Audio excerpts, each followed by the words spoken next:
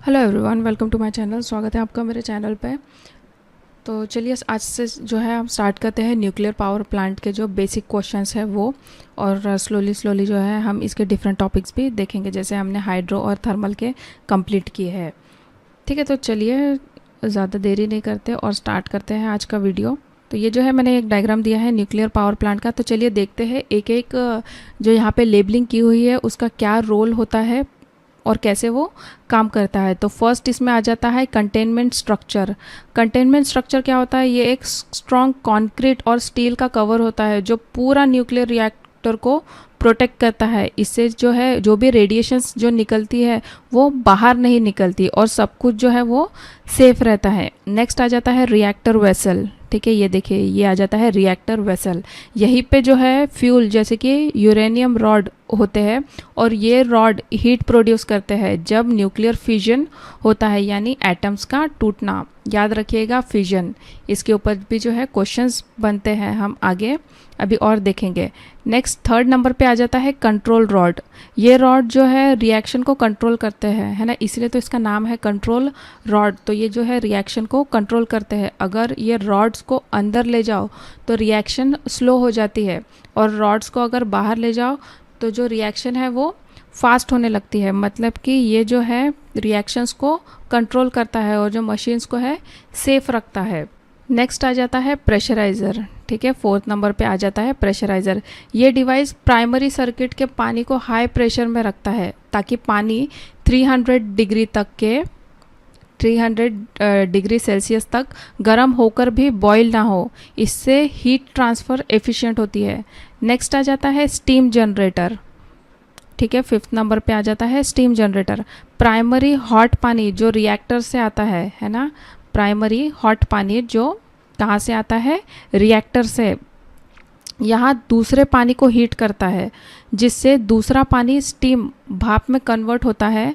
ये steam nuclear material के contact में नहीं आती, इसलिए सेफ है। तो यहाँ पे जो है यहाँ पे दूसरा पानी है और यहाँ पे मतलब बोल सकते हो कि यहाँ पे प्राइमरी सर्किट का पानी और यहाँ पे दूसरा पानी है। ठीक है, सेकंड वाटर। ये जब हम इसके एमसीक्यूज करेंगे तब आपको और ये जो चीज़ें हैं अच्छे से समझ में आएंगी। ये प्राइमरी इसका ही प्राइमरी सर्किट का ही पानी नहीं आता स्टीम जनरेटर में, ये जो है ये दूसरा पानी आता है। ठीक है, नेक्स्ट आ जाता है टरबाइन। नेक्स्ट छठवें नंबर पे आ जाता है क्या?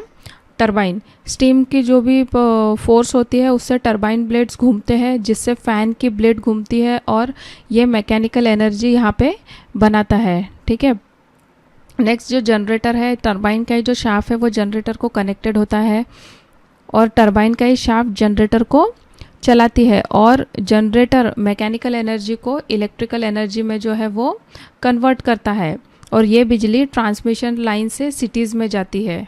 ये देखिए कुछ ऐसे। नेक्स्ट जो मोस्ट इम्पॉर्टेंट पार्ट है वो है कंडेंसर। जनरेटर के बाद आ जाएगा क्या? 8 नंबर पे कंडेंसर। टरबाइन से निकलने के बाद स्टीम को वापस पानी में बदल दिया जाता है। ये जो टरबाइन है यहाँ से जो स्टीम निकलती है उसको जो है हम वापस पानी में बदल देते हैं उससे ठंडा करके। ये पानी फिर यूज़ होता है, सिस्टम रिपीट होता है। तो यही जो साइकिल है ये चलते रहता है यहाँ पे। ठीक है, और लास्ट में आ जाता है ट्रांसमिशन लाइन। जनरेटर में बनी जो इलेक्ट्रिसिटी हाई वोल्टेज वायर से कहाँ? सिटीज़ में भेजी जाती है, इंडस्ट्रीज़ में भेजी जाती है, या फिर होम्स तक के भेजी जाती है। तो ये जो है ये पूरा जो साइकिल है हमने अभी इसके अगर और हमें शॉर्ट में देखना है तो क्या क्या हो जाएगा कि रिएक्टर में हीट बनती है। ये हो गया, रिएक्टर में हीट बनेगी। स्टीम जनरेटर में दूसरा पानी स्टीम बनता है। स्टीम टरबाइन को चलाता है, टरबाइन जनरेटर को घुमाती है, और कंडेंसर स्टीम को वापस पानी बनाता है। ठीक है, साइकिल रिपीट होती है। तो एक एक जो यहाँ पे एलिमेंट्स लगे हुए हैं, एक एक जो चीज़ें हैं, हर किसी का अपना ही एक इम्पॉर्टेंट रोल होता है, और अगर आप इसको थोड़ा शॉर्ट में भी अगर जान लेते हैं कि किस चीज़ का क्या काम होता है तो ये बेनिफिशियल होती है ये सारी चीज़ें क्वेश्चंस को सॉल्व करने के लिए। तो चलिए बढ़ते हैं एमसीक्यूज़ की तरफ। तो क्या हो जाएगा? The best capable alternative source which can meet the future energy demand is thermal power plant, nuclear power plant, hydro electric power plant, या फिर जियोथर्मल पावर प्लांट। है ना, अभी न्यूक्लियर के कर रहे हैं तो हो मतलब आ जाएंगे दिमाग में कि ये न्यूक्लियर पावर प्लांट ही है। बट फिर भी इसके पीछे के रीजंस क्या होंगे कि जैसे आजकल इलेक्ट्रिसिटी की जो डिमांड है वो बहुत फास्ट बढ़ रही है। रीज़न क्या है इसका? पॉपुलेशन है, इंडस्ट्रीज़ का बढ़ना है। लेकिन कोल ऑयल जैसे जो फॉसिल फ्यूल है वो जो है कभी ना कभी ख़त्म मतलब हो ही जाएंगे। बाकी सोर्सेज जो है सोलार, विंड इतने ज़्यादा डिमांड जो है फुलफ़िल नहीं कर सकते। तो बचा क्या? सिर्फ एक न्यूक्लियर पावर प्लांट ही है जो इतना ज़्यादा इलेक्ट्रिसिटी जनरेट कर सकता है, ठीक है, आजकल की डिमांड को देखते हुए। तो ये हो जाएगा option B, nuclear power plant, क्योंकि ये तो फ्यूचर एनर्जी डिमांड का पूछ रहा है ना, तो एक न्यूक्लियर पावर प्लांट ही है। नेक्स्ट आ जाता है, how much coal is required to generate energy equivalent to energy generated by 1 kg of uranium? 30,000 tons of high grade coal, 300 tons of high grade coal, 10,000 tons of high grade coal या फिर 3,000 tons of high grade coals। तो इसका हो जाएगा answer option D, 3,000 tons of high grade coal equals to 1 kg of uranium, ठीक है। ये जो है आपको याद ही रखना पड़ेगा ये वाला। नेक्स्ट है, nuclear fuel in reactor last for, ये कब तक के रहता है? More than 5 month, few weeks, few days या फिर मोर देन 5 ईयर्स। तो जान के आपको हैरानी होगी कि ये जो न्यूक्लियर फ्यूल की जो एफिशिएंसी है वो इतनी हाई होती है कि एक बार डालने के बाद 5 साल से भी ज़्यादा चलता है और इतने टाइम तक के ये एनर्जी देता है। तो इसका आंसर क्या हो जाएगा? Option D, more than. तो इसका आंसर हो जाएगा option D, more than 5 years. The cost of nuclear fuel in nuclear power plant economic is considered as running cost, maintenance cost, capital cost या फिर डेवलपमेंट कॉस्ट। तो nuclear fuel जो है लंबे टाइम तक के चलता है, इसलिए उसे डालते टाइम जो कॉस्ट लगती है उसको ही जो है हम कैपिटल कॉस्ट मान लेते हैं। स्टार्टिंग में ही कुछ करोड़ रुपए का फ्यूल जो है इसमें डालना पड़ता है। तो इसका आंसर हो जाएगा ऑप्शन सी, कैपिटल कॉस्ट, ठीक है। Cost of nuclear fuel in nuclear power plant economics is considered as capital cost. Next है, in economics of nuclear power plant taxes and insurance charge are taken as operating cost, maintenance cost, capital cost या फिर fixed cost. तो capital cost हमने देखी कि वो शुरुआत में ही आ जाता है, देखिए कि वो स्टार्टिंग में ही आ जाता है। लेकिन अभी टैक्सेस एंड इंश्योरेंस ये किस में आ जाएगा? ये आ जाता है फिक्स्ड कॉस्ट में, ठीक है। तो ये हो जाएगा इसका आंसर। न्यूक्लियर रिएक्टर की अगर आप लाइफ देखते हो, ठीक है, न्यूक्लियर रिएक्टर की लाइफ कितनी होती है? 15 से 20 साल तक की रहती है। बाकी प्लांट के इक्विपमेंट जैसे टरबाइन हो गए, है ना, टरबाइन है, जनरेटर है, इसकी लाइफ कितनी मानी जाती है? 30 ईयर तक के मानी जाती है। और ये फिक्स्ड कॉस्ट में आता है इंटरेस्ट, डिप्रिसिएशन, टैक्स और इंश्योरेंस। यहाँ पे सिर्फ टैक्स एंड इंश्योरेंस ही दिया है, लेकिन इंटरेस्ट और डिप्रिसिएशन ये भी जो है फिक्स्ड कॉस्ट में ही आता है।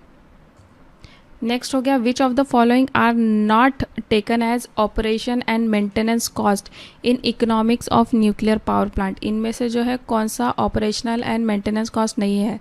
Tax and insurance, salaries and wages of the staff, cost of waste disposal, cost of processing material. तो इसका आंसर है ऑप्शन ए, है ना। अभी हमने देखा टैक्स एंड इंश्योरेंस ये किस में आ जाता है? ये आता है फिक्स्ड कॉस्ट में। तो इसका आंसर हो जाएगा कि टैक्स और insurance operational and maintenance cost में नहीं आता। What is the overall efficiency of nuclear power plant? ठीक है, इंपॉर्टेंट क्वेश्चन है ये। तो न्यूक्लियर पावर प्लांट की जो इफ़िशियंसी है वो होती है 30 to 40%। ये जो है हमेशा फुल लोड पे चलाया जाता है, इसलिए इसको बेस लोड प्लांट भी कहते हैं। न्यूक्लियर पावर प्लांट को क्या कहते हैं? और बेस लोड प्लांट भी जो है इसको कहा जाता है। नेक्स्ट हो गया, the land area required for installation of nuclear power plant is. Nuclear power plant के लिए किस टाइप का जो लैंड एरिया है वो होना चाहिए? More than thermal power plant, less than thermal power plant, equal to thermal power plant या फिर depend on the type of construction. तो न्यूक्लियर पावर प्लांट को जो है ज़्यादा जगह नहीं चाहिए। एग्जाम्पल, अगर 2000 मेगावाट का न्यूक्लियर पावर प्लांट जो है वो कम से कम कितने 80 एकर्स जो लैंड ले लेता है, जबकि कोल प्लांट जो है अगर सिर्फ कोल प्लांट की बात करो तो 250 एकर्स लेता है। तो इसका आंसर क्या हो जाएगा? All of the nuclear fuel reserve will be ended in about 400 years. इसका आंसर है ऑप्शन बी, फॉल्स।